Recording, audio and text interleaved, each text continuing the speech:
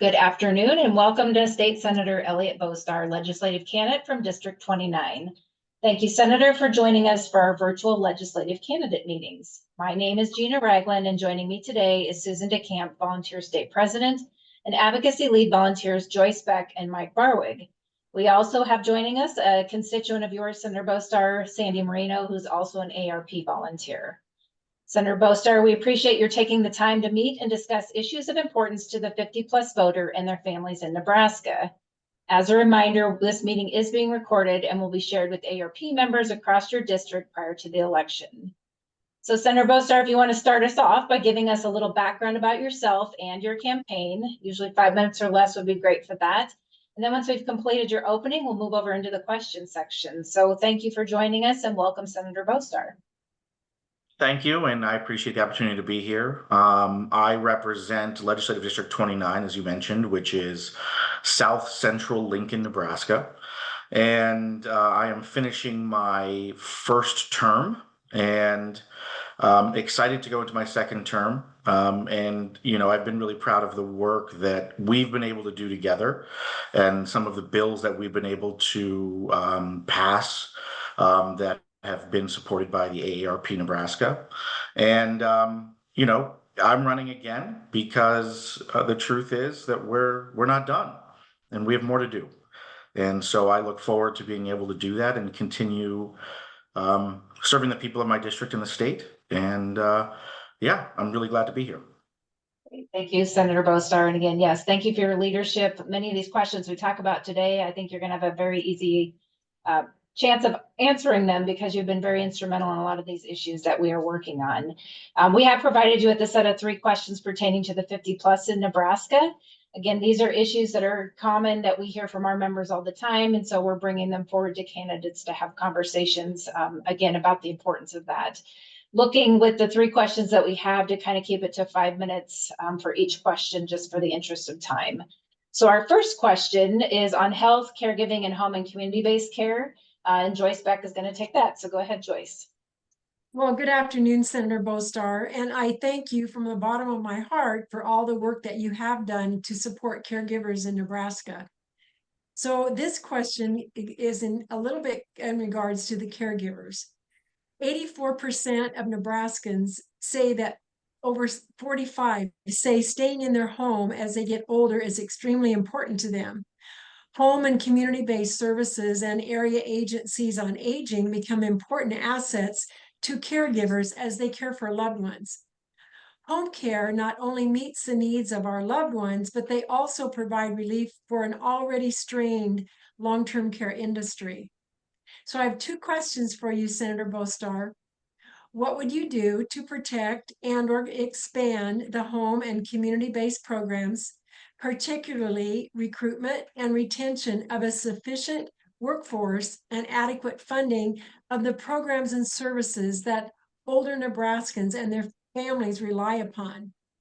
And then my second question for you would be, what would you do to support the 179,000 unpaid family caregivers in Nebraska?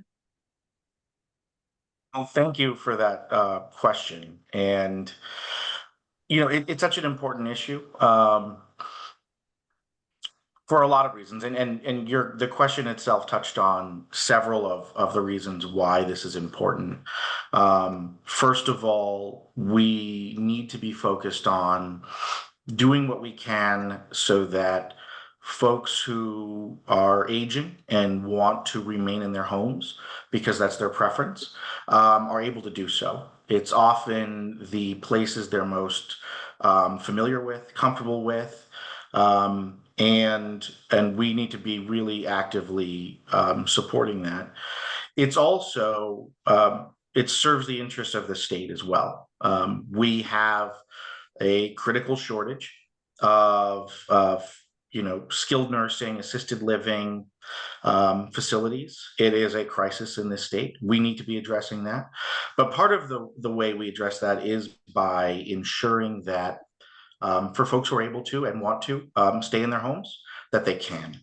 And too often there are unnecessary barriers that are put in place that prevent that from happening. And we as a state, and just taking a fiscal view of it, we as taxpayers will spend more because we aren't doing the things we need to do to help people stay in their homes. And so it's also the fiscally responsible thing to do of provide those support structures and incentives in order to do that work. I mean, as you're aware, we worked on the caregiver tax credit last session, which is, an important piece, but it's not the only thing we need to do. We need to, as you said in the question, also make sure that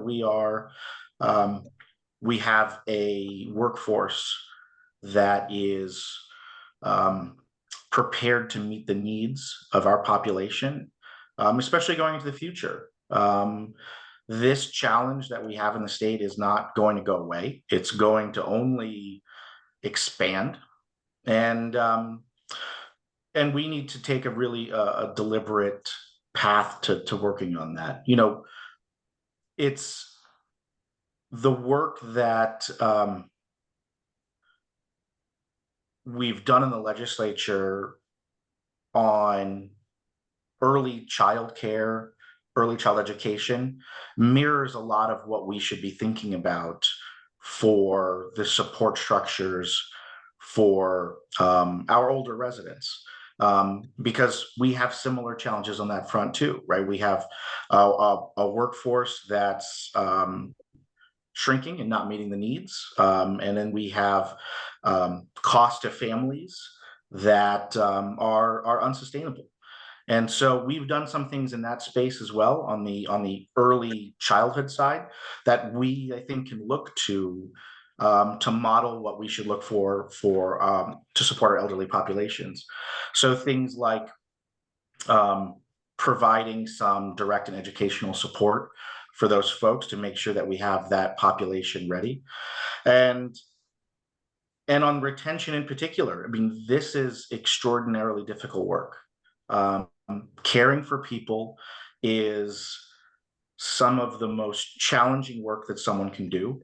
It is not celebrated enough, and our society, unfortunately, isn't in a place where it appropriately rewards those who are doing that critical work that is the backbone of our entire care system.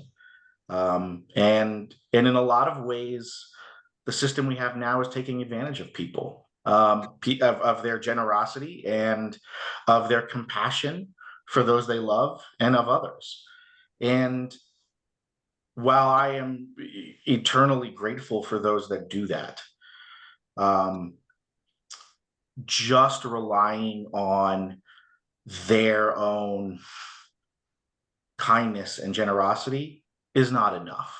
And we need to be actively supporting these individuals through our statutes, through our benefits programs, making it easier for them to do that work. And if that maybe not full time, to be able to do that work and do other work that supports themselves and their families. We need to be focused on making it easier for the kinds of expenses that are incurred to make a home more suitable for someone as they get older. So those expenses aren't borne upon on caregivers and on families. Just every little bit that we can do is going to help us solve that problem. And in the end, it's going to save us all resources at the end of the day. Happy to talk about any sort of specifics within that, but this is something I feel very strongly about, and it's one of the reasons why I selected the tax credit last year as my priority bill, and I'm really, really thankful that we were able to get that done. Well, we appreciate all your work on that. Thank you very much for your answers. Thank you, Joyce, and thank you, Senator Bostar. And I do also want to recognize you publicly for LB 937, again, introducing the bill, but also prioritizing it and running it through like you did, and getting passage for that. You are a leader in the state, but also nationally, again, making Nebraska the #1 state now with the most comprehensive caregiver tax credit. So thank you again for your compassion and understanding of what caregivers are and what they go through. We really do appreciate it. Our second question, now I'm going to switch over to another area that I know you have some expertise in, but consumer fraud, exploitation, and protections. And Mike Barwig's going to take that. So go ahead, Mike. Good afternoon, Senator. Scammers are increasingly targeting older adults with scams such as wire transfer, gift card scams, and schemes involving real property. Nationwide, the average victim of elder fraud lost nearly $34,000 due to these crimes in 2023. And in Nebraska, the FTC showed that there were 4,643 fraud reports made. Nearly 9 in 10 consumers agree that lawmakers need to do more to protect consumers from fraud and scams.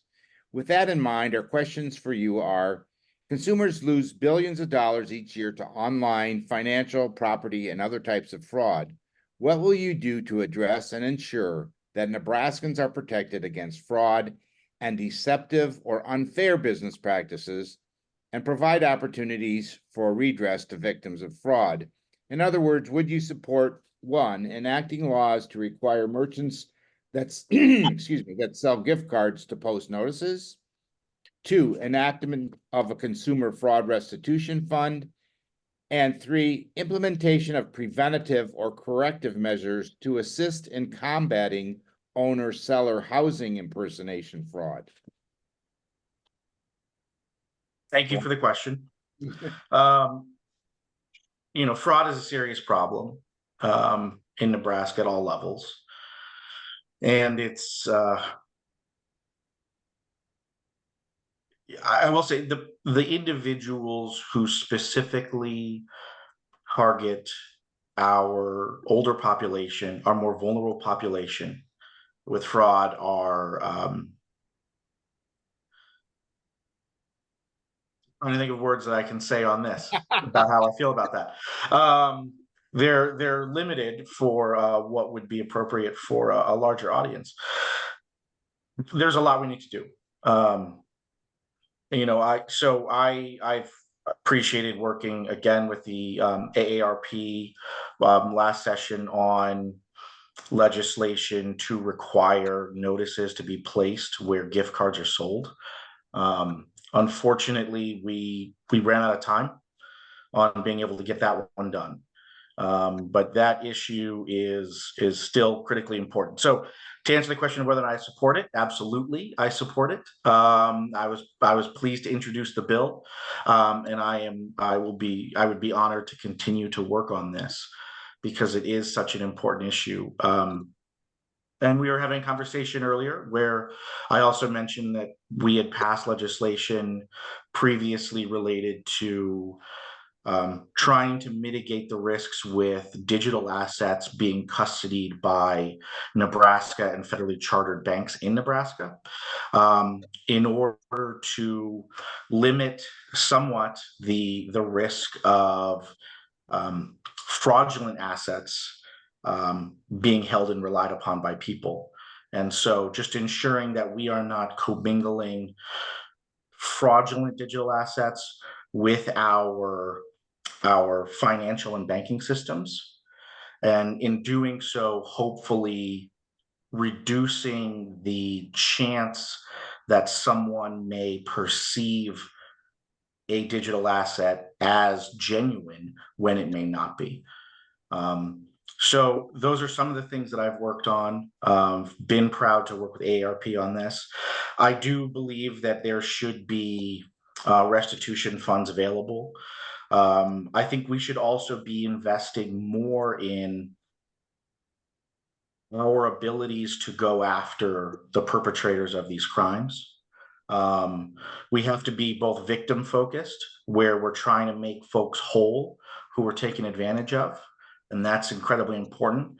We need to be, and also do what we can to prevent folks from falling into that trap of being fraudulently taken advantage of. But we also need to make it harder for people to commit these acts. And that can be very difficult.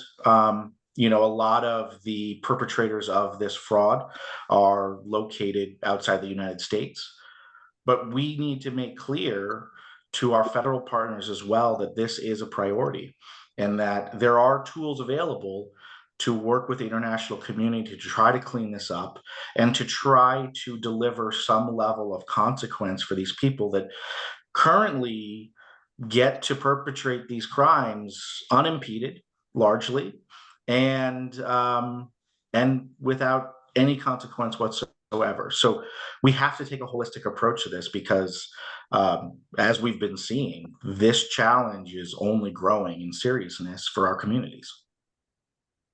Very good. Appreciate your answers. Thank you. Thank you, Mike, for the question, and thank you, Senator Bostar. And again, thank you for your leadership in this area. We look forward to working with you in the future on future bills as well. Our last and final question, we're going to switch over to more of a livable community type of topic, helping people stay in their homes and communities. And Susan DeCamp's going to take that. So go ahead, Susan. Good afternoon, Senator. It's great to see you again and great to have you with us. I too wanted to thank you. It was such a pleasure working with you on both the caregiving bill and the gift card notice bill. And I wanted to thank you again for your leadership and support in those areas. So my question is a two-part question, and it's pretty lengthy. The first part touches upon housing, the housing situation, and then the second part touches upon taxes. So Nebraskans over 65 are the fastest growing segment of our population, and research shows, just like Joyce mentioned earlier, that most of them want to remain in their homes and communities as they age.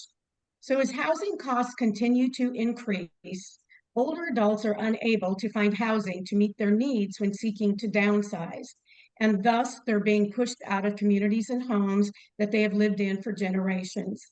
What will you do to support, incentivize, and ensure the creation of affordable and diverse housing options, such as accessory dwelling units, intergenerational housing, manufacturing housing, and townhomes?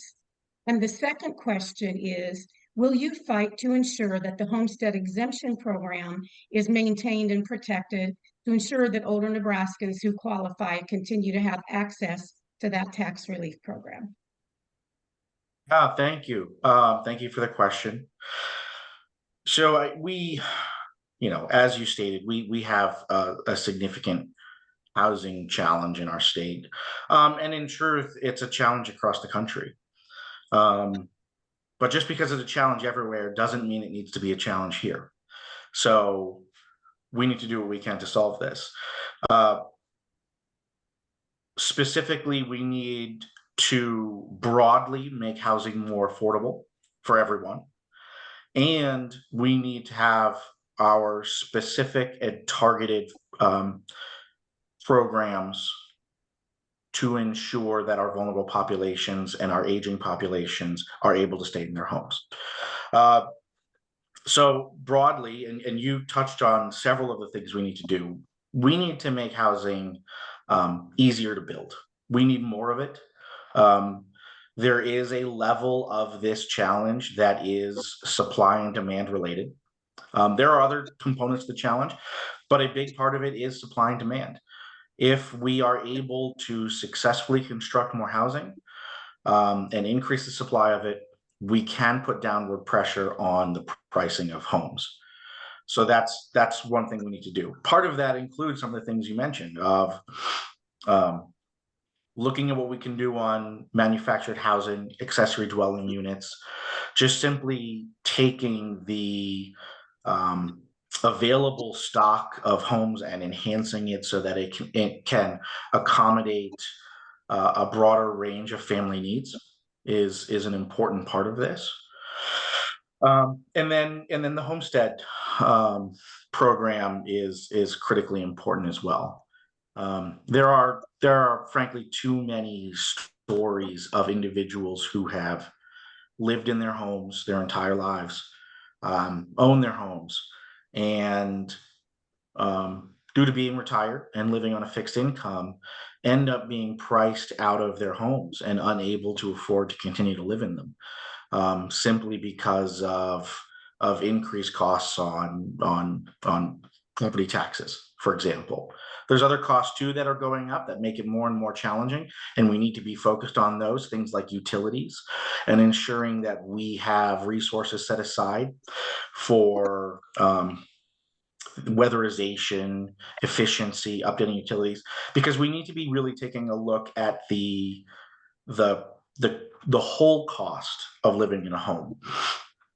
You know, it's not just the price of the home, it's not just the mortgage, all of those things matter. It's not just the interest rates, that matters. It's not just property taxes, although that matters. And it's not just utilities and ancillary costs, although those matter. It's all of those things. And so everywhere along that cost chain, everywhere that we can put that downward pressure on. Some things we can control, some things we can't. I wish I could control interest rates. Unfortunately, I don't have that power. But there are things that we can do, and we can do here in the state. We can make utilities cheaper. We can make efficiency incentives available for people. We can protect things like the homestead exemption. And then we can work on housing supply and increasing that stock so that we're putting the downward pressure on home pricing altogether. And it's a lot of work we have to do, but there's no time like the present. Great, Senator. Thank you for sharing your thoughts and insights on that topic. Thank you, Senator Bostar, and thank you, Susan, for the question. Senator Bostar, those are the 3 questions we had today. We are coming to the end of our time. So in closing, I'd always like to give back to the candidate a few minutes to talk about your priorities for serving in the legislature. I know you've alluded to a little of those as we've had this conversation, but are there specific issues that you plan to work on? What committees do you plan to stay? Do you plan to stay on the same committees, or what are you looking for as you move into your next term as a state senator? So Senator Bostar, I'll give it back to you. Thank you. I really appreciated the questions and the conversation. At this point, I plan to stay on the committees that I'm on. So the Revenue Committee and the Banking, Commerce, and Insurance Committee. I think both of those committees offer valuable opportunities to advance and make progress on a lot of the issues that we're able to talk about today. I mean, a lot of the bills that I've introduced that we've talked about today were in those committees. So I have yet to reach the point where I think the work that we can do within the framework of those committees is finished. There's a lot that needs to be done, and I plan to continue doing it. And I plan to continue working with all of you. I'm really thankful that I'll have the opportunity to do so. And as always, I look forward to continuing this conversation and planning what we're gonna sort of introduce together and work on going forward. I know a lot of you thank you for my work in previous sessions on these bills, but we do this together. And if it wasn't for the efforts of the AARP as well, this wouldn't have happened. None of the accomplishments we've made so far would have been successful. So I also want to thank you all for the work you do to serve really important issues and populations within our state. So thank you all. Thank you, Senator Bostar, and you're correct. We have the most amazing members and probably some of the best volunteers in the nation. So I appreciate your comments and thoughts on that. And we truly couldn't be what we are without our volunteers. So hats off to them. Thank you, Senator, for taking the time to visit with us. We wish you the best with your campaign, but most importantly, thank you so much for meeting with AARP today and for all the work that you've done. We appreciate it. Take care. Good to see you all. You too. Bye, Senator.